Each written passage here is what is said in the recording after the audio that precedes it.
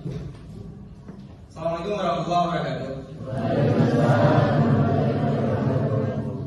Selamat pagi teman-teman. Oke, hari ini bertemu dengan saya dengan mata kuliah arsitektur organisasi komputer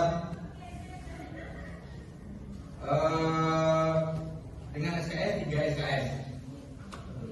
Mata kuliah ini akan berakhir dengan 16 kali pertemuan termasuk ujian, 2 kali UTS dan UAS. Oke, di sini saya perkenalkan mata kuliah ini RPS-nya. Kategori mata kuliah ini adalah mata kuliah wajib, yang mana semua mahasiswa-mahasiswi prodi sistem informasi harus mengambil mata kuliah ini. Oke, saya kenalkan. Di sini ada capaian pembelajaran atau capaian lulusan CPL. CPL 1, mahasiswa mampu menerapkan pengetahuan, ilmu pengetahuan mulai dari matematika, teknologi informasi, dan teknik untuk mendapatkan pemahaman menyeluruh tentang prinsip dari sistem informasi. Secara umum, CPL tidak akan jauh berbeda dengan beberapa capaian-capaian dari prodi. Oke, di sini saya berikan deskripsinya.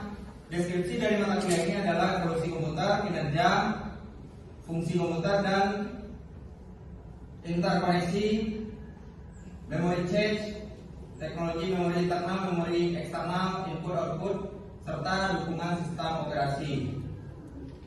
Yang mana semuanya dari mata kuliah ini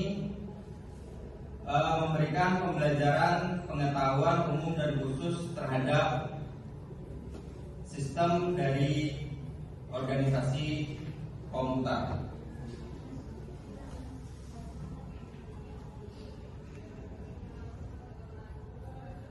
Oke, untuk pertemuan pertama nanti kita akan membahas satu, organisasi dan arsitektur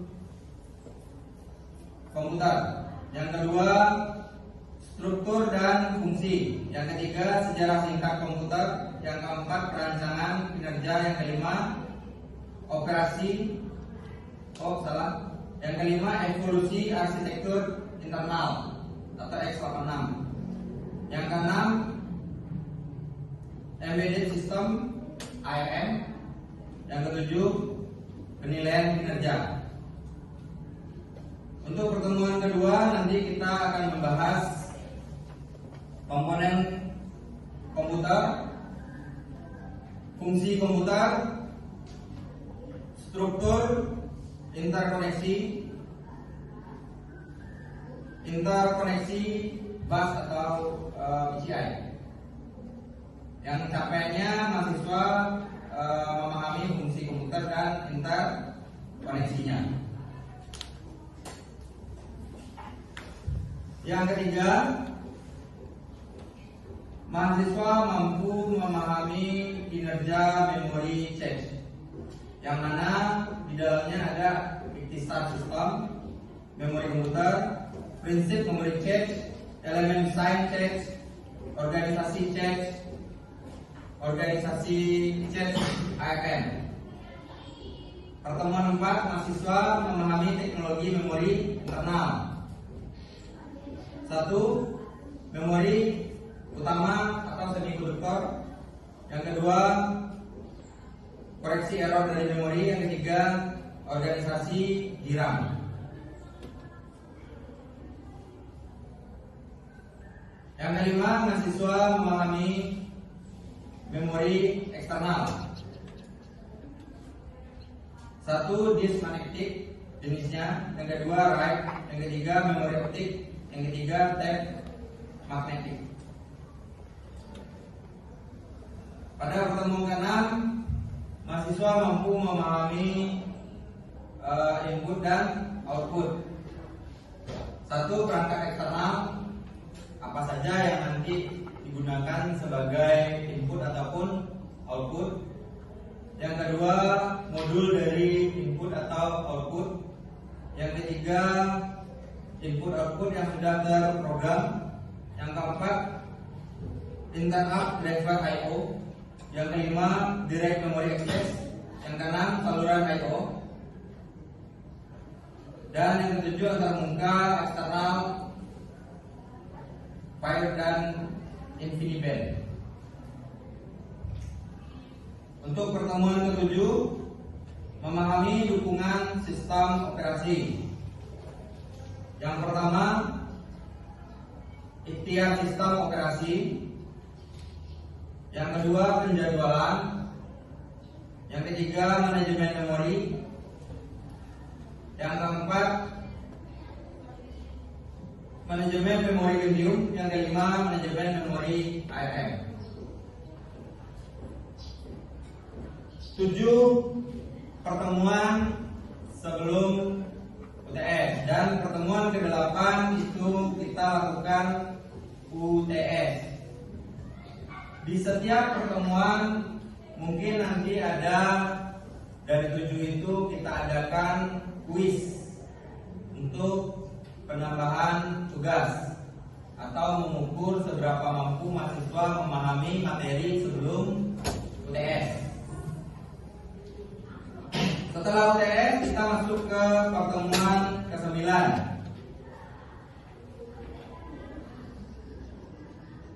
Materi pada pertemuan ke-9, evolusi komputer dan kinerjanya, fungsi komputer dan interkoneksinya, memory cache, teknologi memori internal, memori eksternal, input output, dukungan sistem operasi.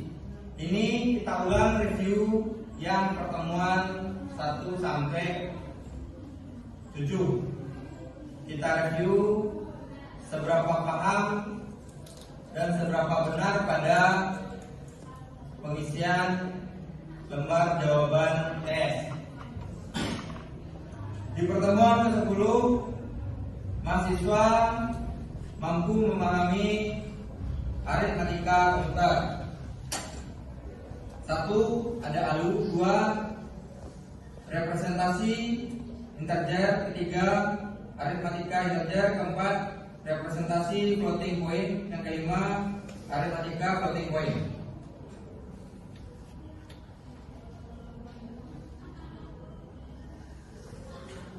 Untuk pertemuan ke-11, mahasiswa mampu memahami set instruksi, karakteristik dan fungsi serta model dan format pengalamatan. Ini dibahas lebih kepada memori maupun eksternal maupun internal. Materinya set instruksi, karakteristik dan fungsi. Yang kedua, mode dan format pengalamatan memori. Pertemuan ke-12, mahasiswa mampu memahami struktur dan fungsi dari prosesor. Bahannya organisasi prosesor. Yang kedua, organisasi register. 3. Instruksi cycle. Yang keempat, instruksi triple ini. Yang kelima, keluarga prosesor dari x86 dan prosesor ARM. Pada pertemuan ke-13,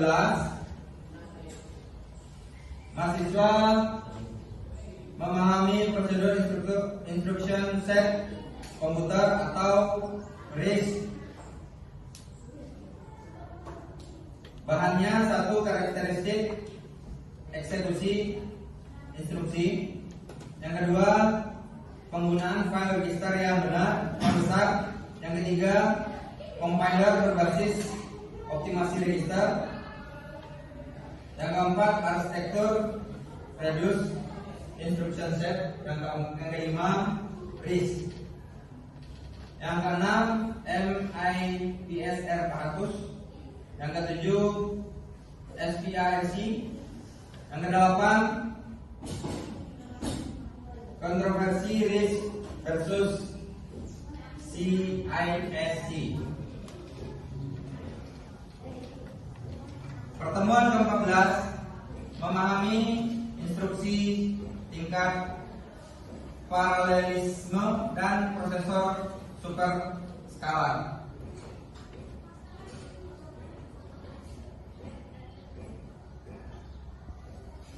Mana bahannya adalah XCSAR, yang kedua masalah desain, yang ketiga Pentium, yang keempat ARM Cortex A8. Di sini bisa kita gantikan Pentium itu kita angkat adalah Intel Core i3, i5 dan i7, dan ARM Cortex A8 bisa kita gantikan itu menggunakan AMD seri-seri terbaru.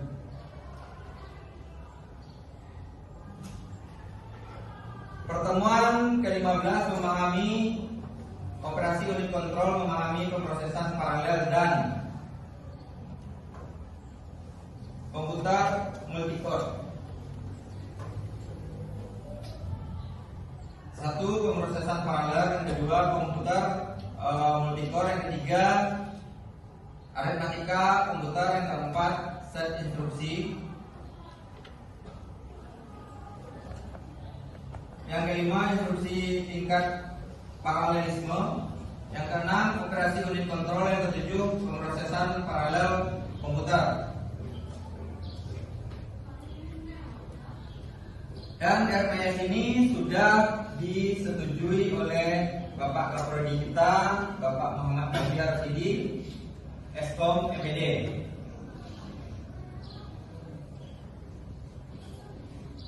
Itu sepintas tentang RPS yang akan kita bahas, atau rencana pembelajaran semester yang akan kita bahas di satu semester ini, di pertemuan 16 semester. 16 kali pertemuan termasuk 2 ujian.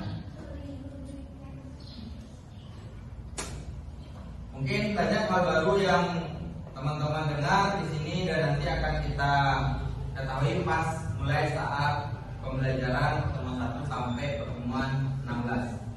Di UAS nanti kita akan tetap ada tugas yang harus dikumpul di akhir pertemuan.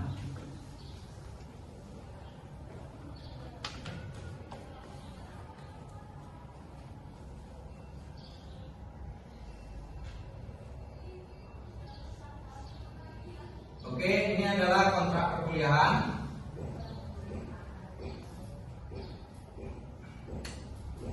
Yang mana nanti akan ditandatangani oleh ketua kelas. Kontrak perkuliahan ini sifatnya hanya mengikat perjanjian perkuliahan antara dosen pengampu mata kuliah dan mahasiswa yang menjalani perkuliahan.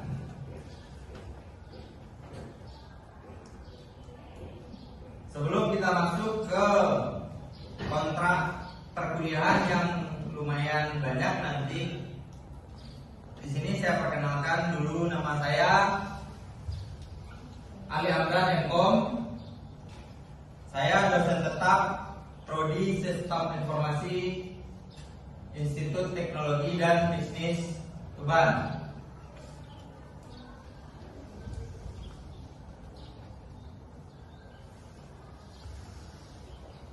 Saya berasal dari Pulau Sumatera yang jauh di sana, yang sampai sekarang bekerja sebagai dosen dari tahun 2015.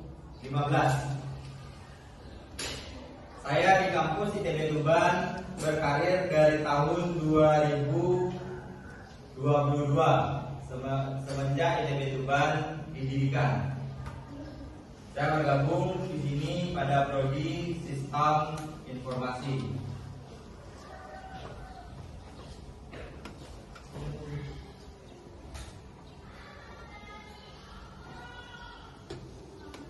Oke, teman-teman, ada pertanyaan perihal perkenalan dengan saya?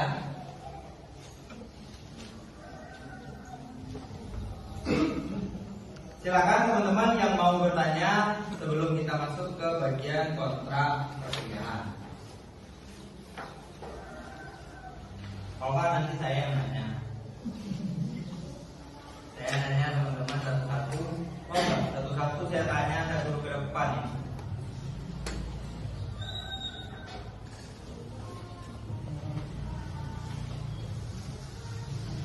Ayo kalau ada yang mau bertanya silakan. Kalau nggak ada, saya lanjut kepada kontrak perkuliahan. Oke, kontrak perkuliahan di sini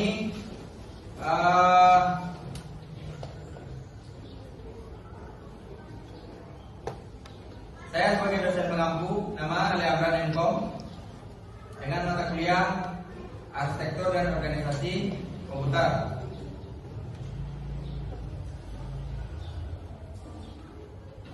Di sini ada manfaat mata kuliah.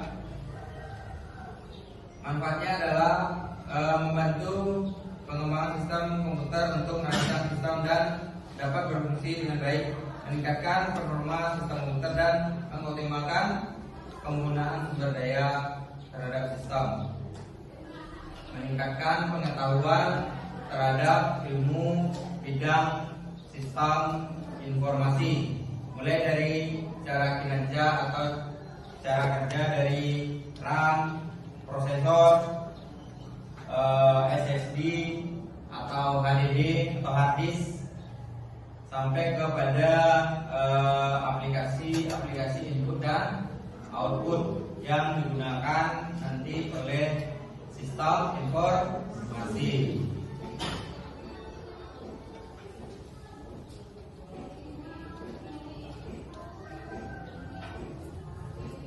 Untuk deskripsi mata kuliah tadi sudah saya sampaikan di RPS, akan sama.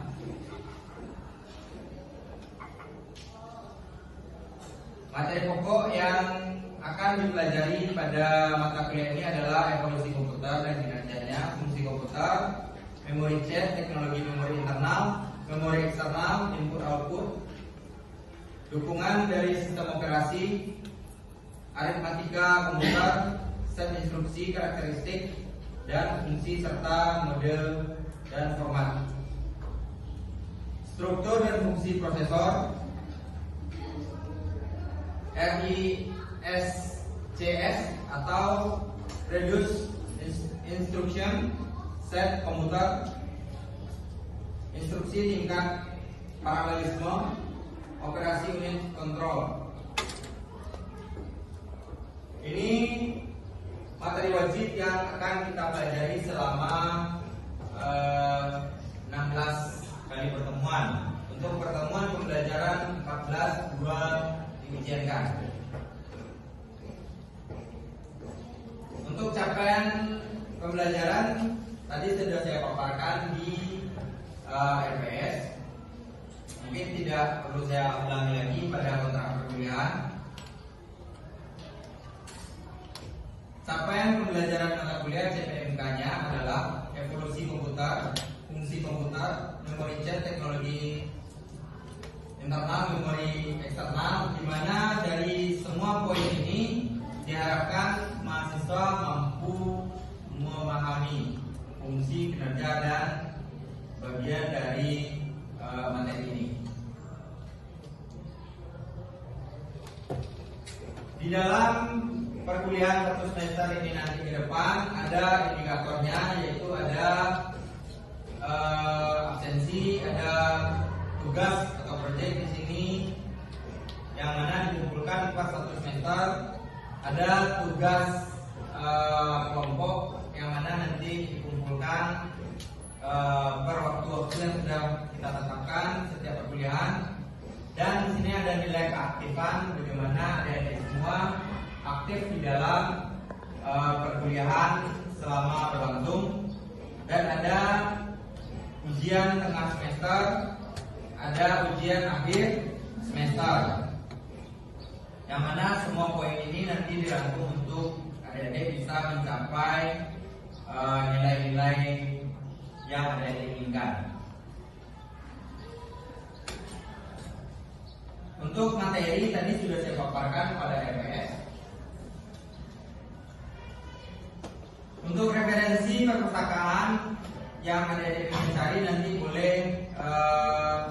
Ini ada beberapa yang saya gunakan sebagai referensi pembelajaran saya di sini, dan ini bisa adik-adik cari searching nanti di Google, download secara ebook. Nanti saya bagikan melalui info kelas. Nah, untuk bobot penilaian, keterangan nilai di sini ada nilai akhir, nilai huruf, bobot, dan keterangan. Nilai 86 sampai 100 itu nilai hurufnya adalah A. Bobotnya 4,00. Keterangannya istimewa atau sangat-sangat bagus. 70 sampai 85 nilainya A, AB, keterangan 3,5 atau bobotnya maksimal 3,5. Keterangannya memuaskan. 60 sampai 69 nilainya adalah B. IP-nya atau nilai bobot nanti adalah 3. 50 sampai 59 nilainya adalah BC. Bobot 2,5. Keterangannya sedang.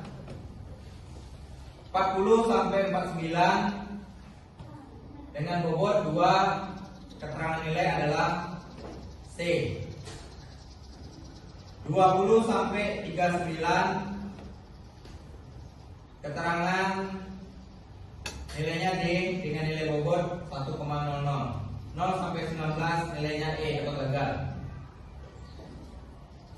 Ini untuk pembobotan penilaian.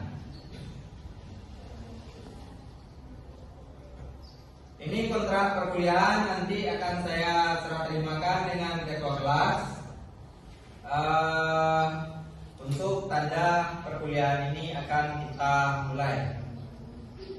Ketua kelas di sini tolong ke depan.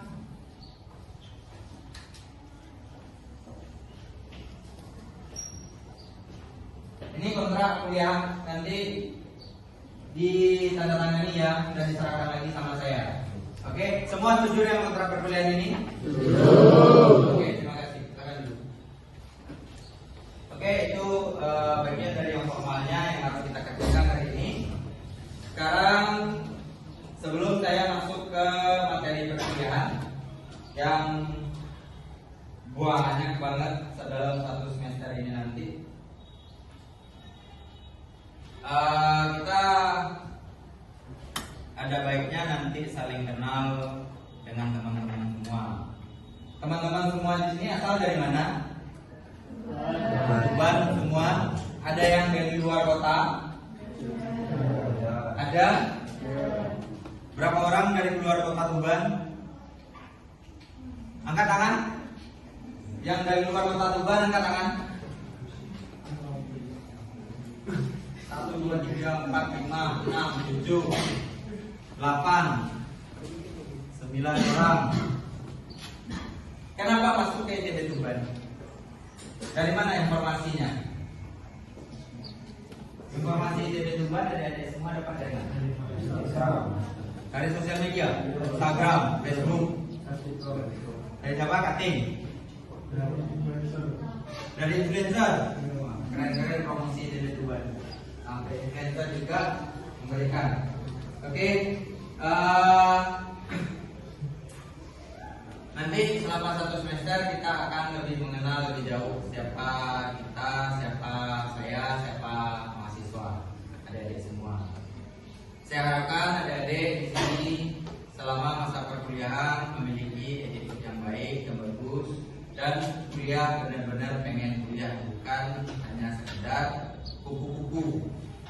Kuliah pulang, apalagi kuliah bolong-bolong.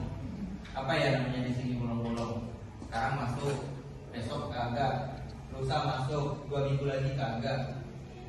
Dan itu akan mempengaruhi yang pertama pengetahuan, yang kedua nilai. Berikutnya akan mempengaruhi cara adik-adik dalam menerima pembelajaran dari dosen siapapun di sini nanti. Saya harapkan adik-adik masuk 100%, izin itu diperbolehkan. Mungkin adik-adik ada kendala musibah, mau sakit atau kemalangan yang lain, itu kita berikan izin toleransi.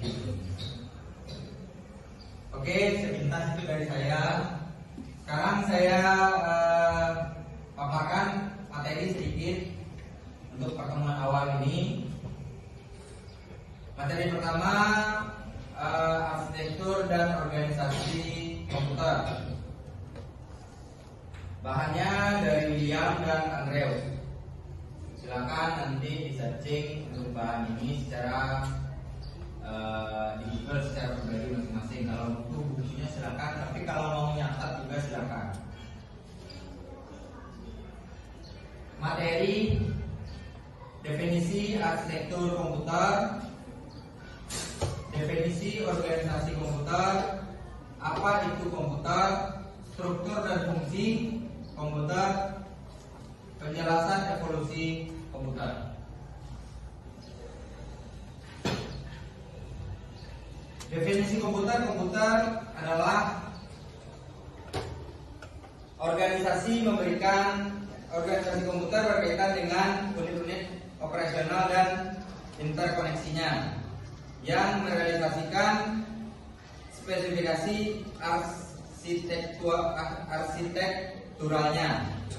Contoh: signal, interface, memori, teknologi.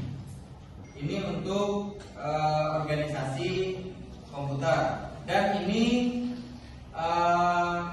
belum secara pengetahuan umum atau belum dirincikan. Ini baku, bahasanya masih menggunakan bahasa baku, belum sesuai atau belum digunakan dengan model bahasa yang gampang dipahami.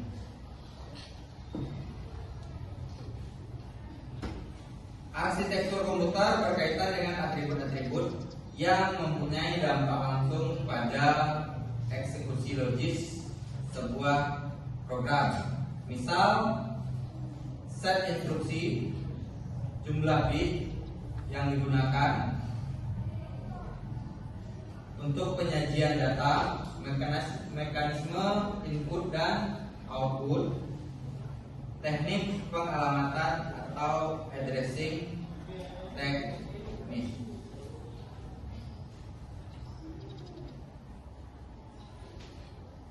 Organisasi dan arsitektur. Nah, sebelum kita masuk lebih lanjut, saya mau tanya, ini adik-adik kan ngambil jurusan sistem informasi. Apa yang adik-adik ketahui tentang komputer? Ada yang bisa jawab?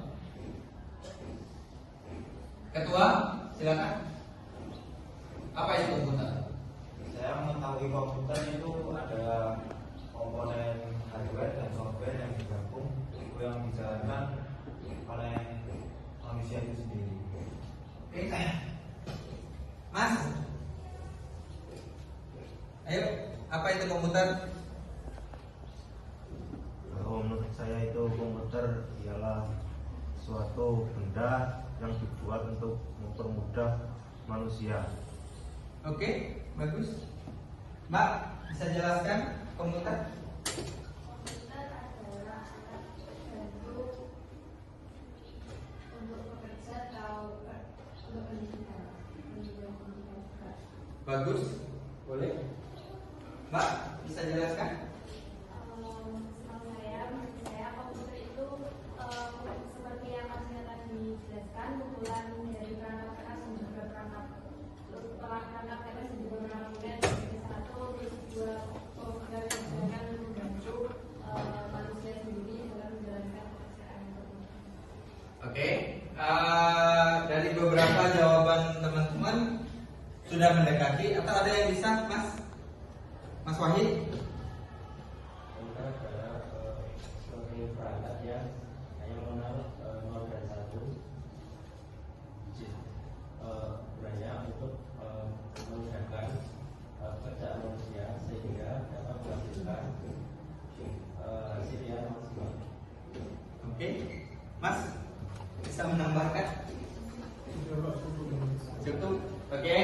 Semua jawaban